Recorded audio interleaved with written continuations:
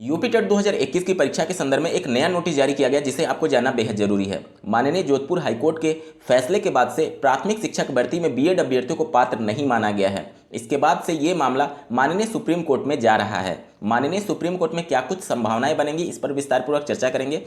इसके अलावा UP TET की परीक्षा के बाद बेरोजगार डीएलएड अभ्यर्थी नई प्राथमिक स्तर की शिक्षक भर्ती के लिए संघर्ष करने वाले थे और सरकार से शिक्षक भर्ती की मांग करने वाले थे। अब वो अभ्यर्थी शिक्षक भर्ती की मांग नहीं करेंगे, ऐसा क्यों? साथ ही बात करेंगे उत्तर प्रदेश में आचार संहिता कब लगेगी और प्राथमिक शिक्षक भर्ती की संभावनाओं के बारे में, और साथ ही साथ शिक्षा विभाग से जुड़े कुछ अन्य महत्वपूर्ण खबरों को भी डिटेल में देखने वाले हैं। तो अंत तक जरूर जुड़े रहिएगा इस वीडियो के साथ बिना किसी पार्ट को स्किप किए हुए। नमस्कार दोस्तों, मेरा नाम है नीरज और आप देख रहे हैं कैरियर बिट यूट्यूब चैनल। अगर आप इस चैनल पर पहली बार विजिट कर रहे हैं तो इसको सब्सक्राइब करते हुए बेल आइकन को प्रेस करना ना भूलें। देवरिया के डाइट प्राचार्य के द्वारा देवरिया के सभी प्राइवेट डीएलएड कॉलेज को दिनांक 22 नवंबर 2021 को यूपी टेट परीक्षा के संदर्भ में लिखे गए पत्र की कॉपी आप देख पा रहे होंगे। विषय देख सकते हैं, शिक्षक पात्रता परीक्षा उत्तर प्रदेश यूपी टेट 2021 की परीक्षा में बैठने हेतु अहर डीएलएड प्रशिक्षुओं का इंटरनेट अंक पत्र के प्रति प्रमाणित कराने के संदर्भ में। जैसा कि आपको ज्ञात होगा कि नोटिफिकेशन में बातें लिखी गई थी, उसके बाद से सचिव परीक्षा नियामक प्राधिकारी कार्यालय द्वारा एक पत्र जारी करते हुए स्पेशली डीएलएड 2019 बैच के लिए बोला गया कि जो इनका रिजल्ट होगा वो डाइट प्राचार्य को लेटर जारी करते हुए बोला गया था कि डाइट लॉगिन आईडी से इनको वेरीफाई कराना अनिवार्य है। उसके बाद से पूरे प्रदेश के सभी जिलों में ये खबरें एक तरीके से भ्रामक खबर के रूप में फैल गई कि डाइट से सिग्नेचर कराना अनिवार्य है। उसके बाद से सभी डाइट पर अभ्यर्थी उपस्थित होने लगे, जिसके लिए ये नोटिस जारी करके देवरिया डाइट प्राचार्य ने क्लियर किया है कि डाइट से सिग्नेचर कराने की कोई भी आवश्यकता नहीं है। आप नीचे वाला पैरा देख सकते हैं। उक्त के बावजूद भी निजी संस्थान के कतिपय अभ्यर्थियों द्वारा डाइट प्राचार्य से इंटरनेट से प्राप्त अंकपत्र को प्रमाणित किए जाने का अनुरोध किया जा रहा है।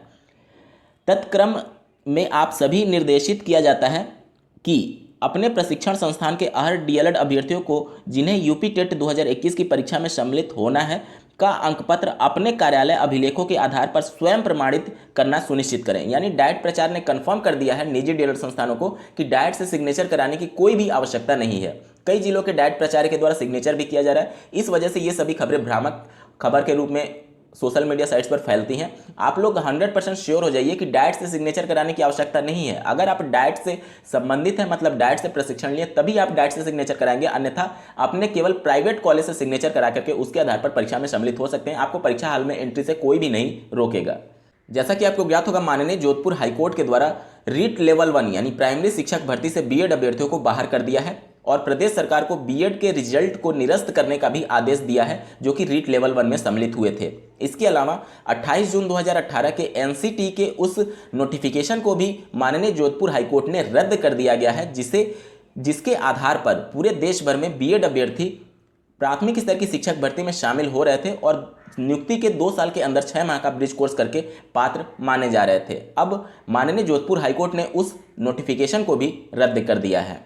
इन सबके बाद से ये पूरा मामला अब सुप्रीम कोर्ट में जाने जा रहा है। बीएड अभ्यर्थी इस पूरे फैसले के विरोध में माननीय सुप्रीम कोर्ट में एक याचिका दायर करने जा रहे हैं। स्क्रीन पर आप देख पा रहे होंगे, बीएड अभ्यर्थियों का ये कहना है कि सरकार ने बीएड डिग्री धारकों के खिलाफ एक तरफा पैरवी की है। हाईकोर्ट के निर्णय को सुप्रीम कोर्ट में चुनौती देंगे। माननीय जोधपुर हाईकोर्ट ने एक बहुत ही महत्वपूर्ण टिप्पणी की थी कि एनसीटी ने जो 28 जून 2018 का नोटिफिकेशन जारी करते हुए बीएड अभ्यर्थियों को प्राथमिक शिक्षक भर्ती में शामिल किया था, उसमें उन्होंने राज्यों से सलाह नहीं लिया था। मतलब माननीय जोधपुर हाईकोर्ट ये मान रही है कि राज्य सरकार के लिए अलग अलग परिस्थितियां हो सकती हैं। हो सकता है किसी राज्य सरकार में डीएलएड की संख्या पर्याप्त हो तो वहां पर बीएड को प्राथमिक में शामिल करने की जरूरत ही नहीं है। इस आधार पर इस नोटिफिकेशन को रद्द किया गया है और अगर कोई राज्य सरकार चाहे तो वह केंद्र सरकार से अनुमति ले सकती है अगर उनके पास डीएलएड अभ्यर्थियों की पर्याप्त संख्या नहीं है। ये आरटी एक्ट 2009 के धारा 23 के पॉइंट नंबर 2 में क्लियरली मेंशन है।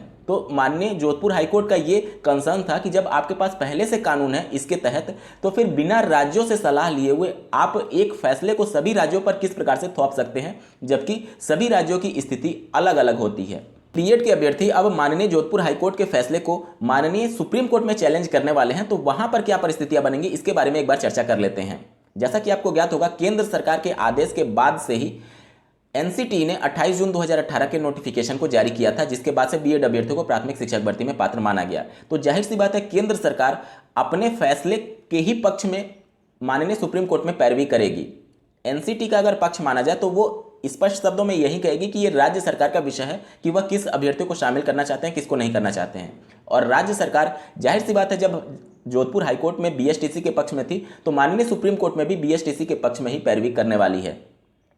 और शिक्षा चूंकि समवर्ती सूची में शामिल होने की वजह से जो विषय समवर्ती सूची में शामिल होते हैं और राज्य सरकार और केंद्र सरकार का अगर टकराव होता है तो उसमें जो अंतिम फैसला होता है वो राज्य सरकार पर नहीं बल्कि केंद्र सरकार के फैसले पर डिपेंड करता है।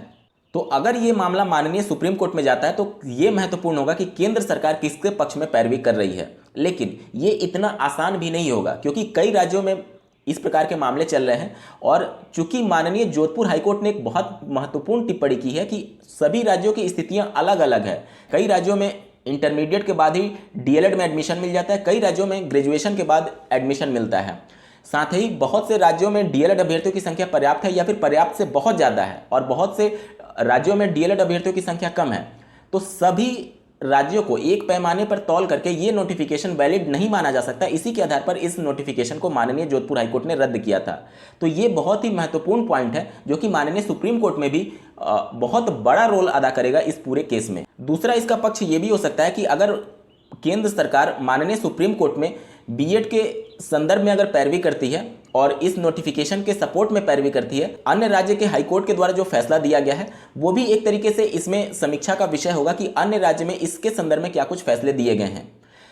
साथ ही माननीय सुप्रीम कोर्ट एक बार एनसीटी को ये भी सजेस्ट कर सकती है कि आप सभी राज्यों से एक बार सुझाव ले लीजिए कि कौन से राज्य की सरकार इस नियम को मानना चाहती है अथवा नहीं मानना चाहती। अब आपको इंतजार करना होगा ये मामला सुप्रीम कोर्ट में कब जाता है और वहां से किस प्रकार से पैरवी देखने को मिलती है। अगर बात करें उत्तर प्रदेश के संदर्भ में तो उत्तर प्रदेश में अगले वर्ष होने जा रहे विधानसभा चुनाव को देखते हुए ये अनुमान लगाया जा रहा है कि 15 दिसंबर तक आचार संहिता लग सकती है। वहीं प्रदेश सरकार 15 जनवरी तक मान करके चल रही है कि आचार संहिता लग जाएगी। काफ़ी लंबे समय से उत्तर प्रदेश में प्राथमिक शिक्षक भर्ती की मांग डीएलएड बेरोजगार युवाओं के द्वारा किया जा रहा है और उनकी रणनीति ये थी कि यूपी टेट 2021 की परीक्षा जो कि 28 नवंबर को होने जा रही है उसके तुरंत बाद एक बड़े संघर्ष के माध्यम से सरकार को चेताने की कोशिश की जाती कि नई प्राथमिक स्तर की शिक्षक भर्ती का विज्ञापन जारी करे। लेकिन अब यही डीएलएड बेरोजगार अभ्यर्थी नई शिक्षक भर्ती की मांग नहीं करने वाले हैं बल्कि वह माननीय जोधपुर हाईकोर्ट के फैसले के बाद से पूरे जोश के साथ बीएड अभ्यर्थियों को प्राथमिक शिक्षक भर्ती से बाहर करने के लिए कोर्ट का दरवाजा खटखटाने वाले हैं। स्क्रीन पर आप देख पा रहे होंगे नई शिक्षक भर्ती के लिए कोई धरना नहीं होगा। इनके द्वारा ये आरोप लगाया जा रहा है कि डीएलएड वाले अभ्यर्थी ही केवल प्राथमिक शिक्षक भर्ती के लिए संघर्ष करते हैं और लाठियां खाते हैं और जब शिक्षक भर्ती आती है तो उसमें मैक्सिमम जो चयन होता है वो बीएड अभ्यर्थियों का हो जाता है। साथ ही अभी बात करें उत्तर प्रदेश में तो अभी 15,000 टीजीटी पीजीटी की जो वैकेंसी चल रही थी, लगातार डीएलएड अभ्यर्थी शिक्षक भर्ती की मांग सड़कों पर कर रहे थे और बीएड अभ्यर्थी उस परीक्षा की तैयारी कर रहे थे और लगभग 27,000 टीजीटी पीजीटी की और भर्ती आने वाली है। तो बीएड अभ्यर्थी उसमें बिजी हैं और डीएलएड अभ्यर्थी लगातार शिक्षक भर्ती की मांग कर रहे हैं। तो कहीं ना कहीं डीएलएड अभ्यर्थी ये मान रहे हैं कि अगर शिक्षक भर्ती आती है तो भी उसमें बीएड अभ्यर्थियों का ज़्यादा से ज़्यादा चयन होगा क्योंकि 69,000 सहायक अध्यापकों की भर्ती में अभ्यर्थियों ने देखा मैक्सिमम जो चयन हुआ था वो बीएड अभ्यर्थियों का हुआ था। इस वजह से अब डीएलएड अभ्यर्थी नई शिक्षक भर्ती की मांग नहीं करने वाले हैं बल्कि सबसे पहले कोर्ट का दरवाजा खटखटा करके बीएड अभ्यर्थियों के संदर्भ में अंतरिम रूप से कुछ फैसला आ जाए उसके बाद ही शिक्षक भर्ती की मांग करेंगे। इस वजह से भी ये अभ्यर्थी कर रहे हैं क्योंकि चूंकि अब चुनाव बिल्कुल नज़दीक है और आचार संहिता लगने वाली है। वर्ष 2012 की बात की जाए तो 2011 में जब बसपा की सरकार थी उसके बाद से 72,825 शिक्षक भर्ती का विज्ञापन जारी किया गया और सरकार तुरंत बदल गई। उसके बाद से 2012 में सपा की सरकार आई और उन्होंने पिछली सरकार के नोटिफिकेशन को रद्द कर दिया।